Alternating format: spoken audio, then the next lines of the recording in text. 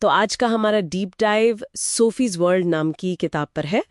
ये किताब दर्शन शास्त्र मतलब फिलॉसफी के इतिहास की एक कहानी है। हाँ, और हमारे पास इसके जो मुख्य विचार हैं उनका एक सार है। बिल्कुल। और देखिए, मिशन बहुत सीधा है। फिलॉसफी की ये जो लंबी और कभी कभी थोड़ी मुश्किल लगने वाली कहानी है ना, उसकी जो मेन पॉइंट्स हैं उनको फटाफट समझना और मजेदार तरीके से। हाँ, और इसकी शुरुआत होती है एक बहुत ही बुनियादी लेकिन गहरे सवाल से, तुम कौन हो। यहीं से सारा खेल शुरू होता है, आत्मचिंतन का, फिलॉसफी का। तो ये सफर शुरू होता है मिथकों से, मतलब जब इंसान कहानियों से दुनिया को समझता था। हाँ, वो शुरुआती दौर था। फिर आए कुछ सोचने वाले लोग जैसे थेल्स, जिन्हें हम प्राकृतिक दार्शनिक कहते हैं।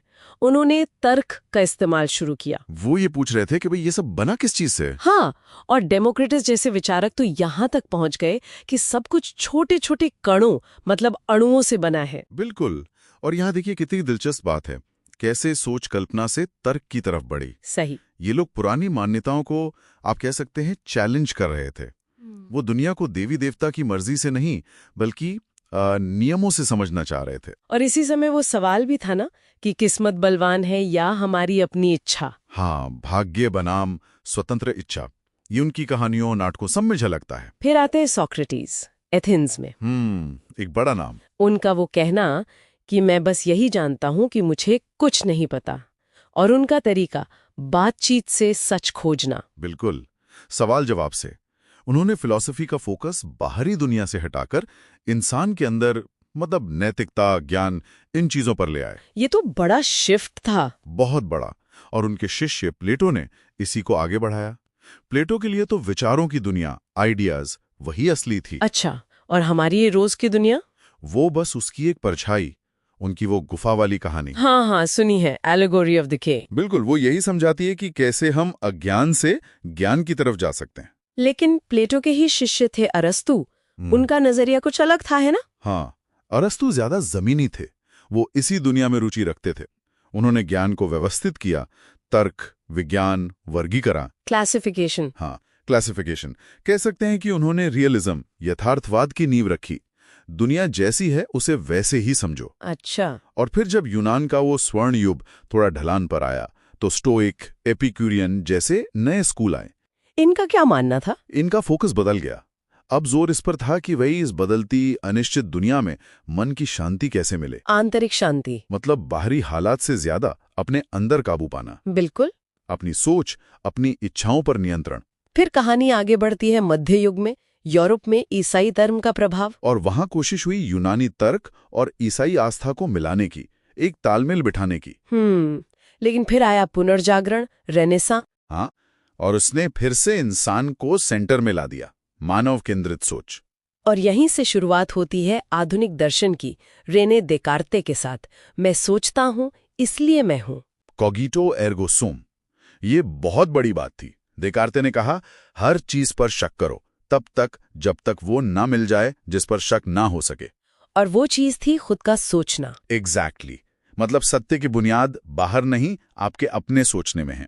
यहीं से आधुनिक व्यक्तिवाद की भी शुरुआत होती है। लेकिन फिर ह्यूम जैसे लोग आए जिन्होंने कहा ज्ञान तो सिर्फ अनुभव से आता है। हाँ, अनुभववादी, एम्पिरिसिस्ट। तो ये बहस छिड़ गई, ज्ञान तर्क से या अनुभव से। और इस बहस के बीच आए इमानुएल कांत। उन्होंने कहा भाई दोनों जरूरी हैं, अनुभव भी चाहिए और उसे समझने के लिए हमारा विवेक, हमारा तर्क भी। अच्छा, एक तरह का संतुलन। बिल्कुल। और कांट ने नैतिकता पर भी बहुत काम किया, वो कर्तव्य वाली नैतिकता, ड्यूटी बेस्ड। फिर रोमांटिक युग आया जिसने तर्क के साथ साथ भावनाओं, कला, प्रकृति को महत्व दिया। हाँ, इमोशंस और इंट्यूशन को जगह मिली। और फिर हेगेल आए जिन्होंने इतिहास को विचारों के द्वंद्व से समझा, थीसिस, एंटीथीसिस, सिंथेसिस। मतलब एक विचार, उसका विरोध, और फिर दोनों से मिलकर कुछ नया बनना। हाँ, इतिहास ऐसे ही आगे बढ़ता है उनके अनुसार।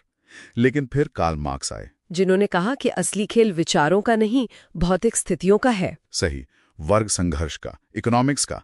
उन्होंने हेगल के आइडिया को सिर के बल खड़ा कर दिया, ऐसा कहते हैं। और फिर 19वीं सदी में दो और बड़े नाम आए जिन्होंने हमारी समझ को हिला दिया। डार्विन। हाँ, प्राकृतिक चयन, इवोल्यूशन। इंसान कोई खास रचना नहीं, बस विकास का हिस्सा है। और फ्रॉइड। Sigmund Freud. और हमारा अवचेतन मन, अनकॉन्शियस, कि हम हमेशा अपने विचारों के ड्राइवर नहीं होते। बाप रे, मतलब सोक्रेटिस के खुद को जानो से शुरू होकर हम कहाँ पहुंच गए। बिल्कुल, इंसान की अपनी पहचान ही सवालों के घेरे में आ गई। और इन सब ने मिलकर 20वीं सदी और उसके बाद के पोस्ट मॉडर्न दौर की जमीन तैयार की। हाँ, जहां किसी एक बड़े सच या ग्रैंड नैरेटिव पर ही सवाल उठने लगे। अस्तित्ववाद आया जिसने व्यक्ति की आजादी और जिम्मेदारी पर जोर दिया। और ये माना जाने लगा कि सत्य शायद एक नहीं कई हो सकते हैं, हमारे नजरिए पर निर्भर करता है। पर्सपेक्टिविज्म।